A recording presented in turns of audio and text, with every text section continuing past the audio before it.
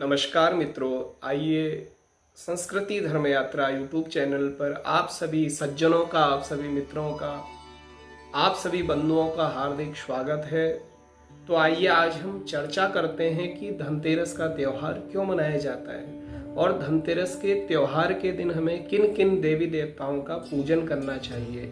क्योंकि मित्रों, धनतेरस के दिन हम लोग खाली यह समझते हैं कि हमें बाजार से कुछ वस्तुएं खरीद करके लेके आनी है, लेकिन वस्तुएं तो खरीदनी है, लेकिन हमें किन देवी देवताओं का पूजन धनतेरस के दिन करना चाहिए, तो यह भी हमें जानकारी अवश्य होनी चाहिए। क्योंकि त्योहार है, किसी न किसी देवी देवता का पूजन अवश्य होता है। तो अब हम लोगों में परंपरा यह हो गई है कि कुछ नई वस्तुओं को खरीद करके घर लाएं तो वही धनतेरस है। नहीं, धनतेरस के दिन हमें बहुत से देवी देवताओं का पूजन करना होता है। तो किन किन देवी देवताओं का पूजन हमें करना होता है, तो यह जानकारी हम आपको इस वीडियो के माध्यम से प्राप्त कराएंगे। तो आप इस वीडियो को पूरा अवश्य देखिएगा। अगर आपने संस्कृति धर्म यात्रा यूट्यूब चैनल सब्सक्राइब नहीं किया तो आप इस चैनल को अवश्य सब्सक्राइब कीजिएगा, क्योंकि आने वाली अन्य वीडियो भी आपको मित्रों प्रत्येक वर्ष दीपावली से पूर्व हम धनतेरस का त्योहार बड़े ही धूमधाम से मनाते हैं। धनतेरस का त्योहार कार्तिक कृष्ण पक्ष की त्रयोदशी को मनाया जाता है। तो इस बार जो धनतेरस का त्योहार है वह 29 तारीख को मनाया जाएगा। तो आप भी बड़े ही धूमधाम से धनतेरस का त्योहार 29 तारीख को मनाएं। और प्रत्येक भारतवर्ष में 29 तारीख को ही धनतेरस का त्योहार मनाया जा रहा है। तो जो दीपावली के त्योहार की जो शुरुआत होती है मित्रों, वह धनतेरस से होती है। सबसे जो पहला त्योहार है वो धनतेरस है, उसके बाद छोटी दीपावली, और उसके बाद महालक्ष्मी पूजा बड़ी दीपावली, दीपावली के बाद गोवर्धन पूजा, और जो पांचवा त्योहार है वो हम भैया दूज के रूप में मनाते हैं। तो धनतेरस क्यों मनाया जाता है? तो मित्रों, एक बार समस्त दैत्यों ने स्वर्ग पर आक्रमण किया और जो देवता हैं उनको पराजय किया और स्वर्ग पर अपना आधिपत्य जमा लिया। तो स्वर्ग से सारे देवताओं को भगा दिया। तो सारे देवता भगवान नारायण के पास गए। तो भगवान विष्णु ने कहा कि जो देवताओं, तुम्हारी जो स्त्री है वह समुद्र में समा गई है, तो आप समुद्र मंथन कीजिए।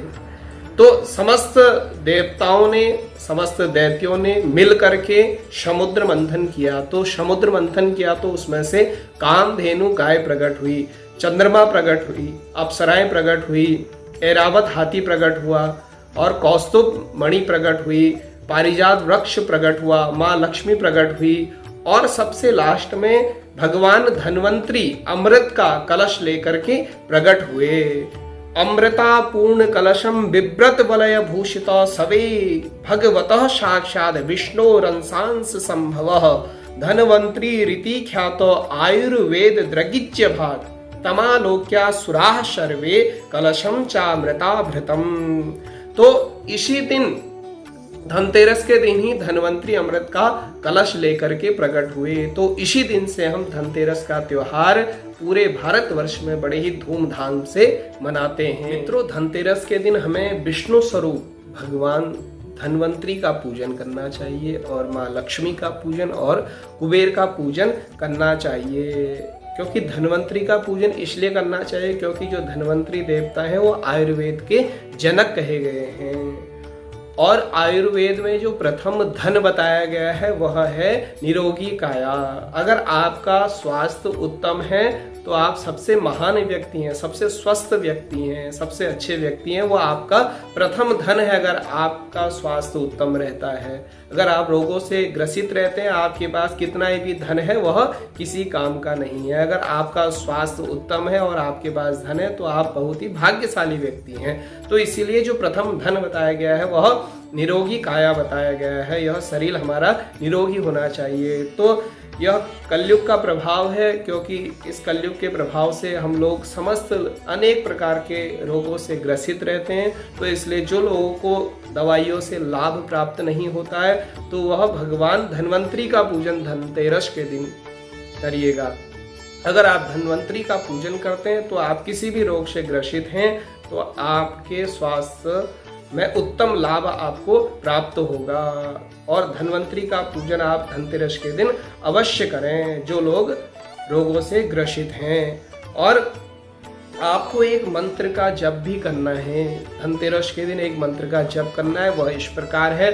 ओम नमो भगवते महासुदर्शनाय वासुदेवाय धन्वंतराय अमृत कलश हस्ताय सर्व भय विनाशाय सर्व रोग निवारणाय त्रिलोक पथाय त्रिलोकनाथाय श्री महाविष्णु स्वरूप श्री धन्वंतरी स्वरूप श्री श्री औषध चक्र नारायणाय नमः। ओम धन्वंतराय नमः। इस मंत्र का भी आप जप कर सकते हैं। जो लोग इतना बड़ा मंत्र नहीं कर सकते हैं तो ओम धन्वंतराय नमः इस मंत्र का भी जप कर सकते हैं। तो इस प्रकार भगवान धन्वंतरी का पूजन करना है, जप करना है। मित्रों, धनतेरस के दिन हमें माँ लक्ष्मी का पूजन, धन्वंतरी का पूजन, कुबेर का पूजन और हमें यम का पूजन भी करना है, क्योंकि यम के पूजन की भी विधि धनतेरस के दिन है। कैसे यम का पूजन करें? तो मित्रों, शाम के समय में जो मृत्यु के देवता हैं यम, उनका पूजन हमें शाम के समय में एक दीपक जला के करना है। यम के नाम का एक दीपदान करना है। तो आप या चौमुखा दीपक जलाइए। अगर चौमुखा दीपक उपलब्ध नहीं है तो आप एक दीपक जलाइए। उस दीपक में यम के नाम का पूजन कीजिए, गंधाक्षत लगाइए और यम को प्रणाम करके उस दीपक को दक्षिण दिशा की ओर रखिए। अगर आपके आसपास दक्षिण दिशा में रखने की व्यवस्था नहीं है तो आप अपने छत में भी रख सकते हैं उस दीपक को, लेकिन दक्षिण दिशा को यम के नाम का दीपदान हमें अवश्य करना है। अगर हम यम का पूजन करेंगे, यम के नाम का दीपदान करेंगे तो हमें यम का भय नहीं रहेगा और कभी भी हमारी अकाल मृत्यु नहीं होगी। तो इस प्रकार यम का पूजन करना है। और इस प्रकार जो हमने पूजन की विधि आपको बताई, तो इस प्रकार अगर आप पूजन करेंगे तो भगवान धन्वंतरी की कृपा, माँ लक्ष्मी की कृपा आप सभी के ऊपर सदैव बनी रहेगी। आपका जो स्वास्थ्य है वह उत्तम रहेगा, क्योंकि स्वास्थ्य के देवता है धन्वंतरी। तो अवश्य हमें पूजन करना चाहिए धनतेरस के दिन। तो अगर आपको यह वीडियो अच्छी लगे तो आप इस वीडियो को शेयर कीजिएगा, लाइक कीजिएगा और इस चैनल को सब्सक्राइब कीजिएगा, क्योंकि अगर आने वाली जो वीडियो है वह आपको प्राप्त होगी। और धनतेरस के दिन हमें क्या क्या खरीदना चाहिए, क्या नहीं खरीदना चाहिए, यह अगली वीडियो है।